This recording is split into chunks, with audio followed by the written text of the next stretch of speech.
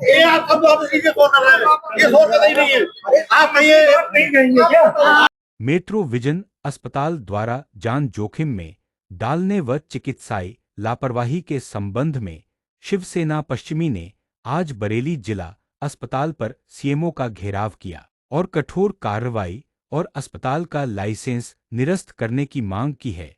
आपको बता दें, मेट्रो विजन अस्पताल में धनपाल निवासी ग्राम मिठौरा फतेहगंज ने अपनी पत्नी ममता का मेट्रो विजन अस्पताल में उपचार के लिए भर्ती कराया था, जहां अस्पताल में महिला के हाथ में इंजेक्शन लगाने से सेप्टिक बन गया, हाथ काला पड़ गया, जिससे महिला की जान जोखिम में पड़ गई। अस्पताल वालों ने तुरंत ही महिला को दूसरे अस्पताल ले जाने को कहा। परिवार वाले जैसे ही महिला को दूसरे अस्पताल में भर्ती कराया, वहां डॉक्टरों ने महिला का हाथ काटने को बोल दिया। डॉक्टर ने बताया कि गलत इंजेक्शन लगाने की वजह से हाथ में सेप्टिक फैल गया है, अगर ऑपरेशन नहीं किया जाएगा तो हाथ काटने तक की नौबत आ जाएगी। वहीं महिला की 3 उंगलियां कट गई। आज परिवार वाले और शिवसेना पश्चिम जिला अस्पताल सीएमओ ऑफिस पहुंच गए और कठोर कार्यवाही की मांग की है। वहीं बरेली जिला अस्पताल सीएमओ ने 1 सप्ताह के अंदर कार्यवाही करने का आश्वासन दिया है। क्या नाम है जी, मेरा नाम दीपक पाठक है और मैं शिवसेना से यहाँ पर जिला प्रमुख हूँ। किस तरीके का ये धरना प्रदर्शन कर रहे हैं, किस कार्रवाई की मांग कर रहे हैं? देखिए, इस माह 2 तारीख को हमारे कार्यकर्ता भाई धनपाल जी, इन्होंने अपनी पत्नी का पित्त का ऑपरेशन कराने के लिए मेट्रो विजन अस्पताल में लेकर के गए। शाम को एडमिट कराया वहां पर, और एडमिट कराने के बाद शाम को इनको एक इंजेक्शन लगाया गया, और वो इंजेक्शन किस तरीके के लगा कि इनका पूरा हाथ सड़ गया। और जब हॉस्पिटल की doctor Poonam Gangwar, metro vision अस्पताल जो मिनी बाईपास पर है, उन्होंने जब देखा कि हाथ पूरा रात भर में काला पड़ गया और इन लोगों ने हाथ पांव इनके फूल गए, तो सुबह इन लोगों ने वहां से छुट्टी कर दी कि आप कहीं और ले जाइए, हमारे बस का नहीं है। सुबह इन्होंने तत्काल सामने एक रवि वार्षणे डॉक्टर साहब है, उनका अस्पताल है रवि मिनी बाईपास पर, वहां एडमिट कराया। डॉक्टर साहब ने कहा कि ये हाथ का ऑपरेशन करना पड़ेगा और नहीं तो हाथ कट जाएगा। हम पूरी कोशिश करेंगे कि हाथ कटने से बचा लें। ऑपरेशन हुआ। ऑपरेशन होने के बाद ये पेशेंट हमारा आपके सामने है। कल ही शाम को इनकी छुट्टी होकर के आई है। ऑपरेशन से मतलब हाथ को तो काफी हद तक ठीक कर लिया, परंतु इनकी 3 उंगलियां कट गई। 1 सप्ताह पहले हमने सीएमओ साहब को एक प्रार्थना पत्र दिया, तो सीएमओ साहब ने बड़े स्टाइल में हमसे बोला, आदरणीय प्रधानमंत्री जी का कार्यक्रम है। हमने कहा चलो कोई बात नहीं, और कार्यक्रम है, आप 15 दिन बाद आइए। 15 दिन में मरीज मर जाएगा। हमारे योगी जी, मोदी जी शासन सुशासन की बात कर रहे हैं और इन लोगों के कान में जू तक नहीं लग रही है। हमने एक जिला अधिकारी महोदय को प्रार्थना पत्र दिया।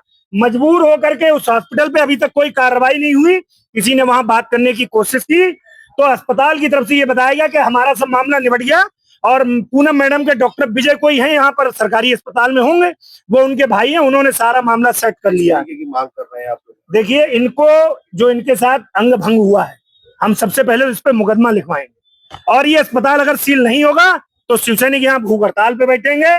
और आज तो यहाँ बैठे हैं और बृहस्पतिवार को हम सारे लोग मेट्रो विजन अस्पताल के आगे बैठेंगे जाकर। या तो सीएमओ साहब 24 घंटे के अंदर कार्रवाई सुनिश्चित करें, अन्यथा शिवसैनिक क्या करेगा ये समय पे पता लगेगा। क्या लगता है जिले में और भी ऐसे संस्थान चल रहे हैं? बहुत बहुत बुरी स्थिति है। भ्रष्टाचार व्याप्त है शहर में। झोला छाप डॉक्टरों की अंधा पैसा बना हुआ है सीएमओ ऑफिस में, उनका पैसा आता है। अब मैं धीरे धीरे सब चट्टे खोलूंगा ना इनके, मुझे मिल गए इनके डिपार्टमेंट के कुछ 4-6 लोग इन्हीं के खास, मैं उन सब के चिट्टे खोलूंगा। और कई हॉस्पिटलों से इनका परमानेंट उगाही है, उसका फिक्स है कि इतना पैसा जो है वो हर महीने आना ही आना है। कुछ भी करो, मरीजों को मार दो, कोई मतलब नहीं। लेकिन इस मामले में आदरणीय सीओ थर्ड साहब पंकज श्रीवास्तव साहब ने एक बहुत अच्छी भूमिका निभाई। उन्होंने जब हमने प्रार्थना पत्र कप्तान साहब को दिया, उनके पास जांच गई, उन्होंने हॉस्पिटल प्रबंधन को बुलवाया और बुलवा करके डांटा और कार्रवाई का आश्वासन दिया।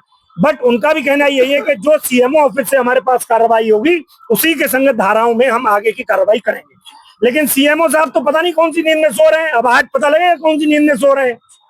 अगर नाम क्या है आपका? ममता। अच्छा, कहाँ पर आपने ये अपना ऑपरेशन कराया था? रवि हॉस्पिटल में। रवि वाले में।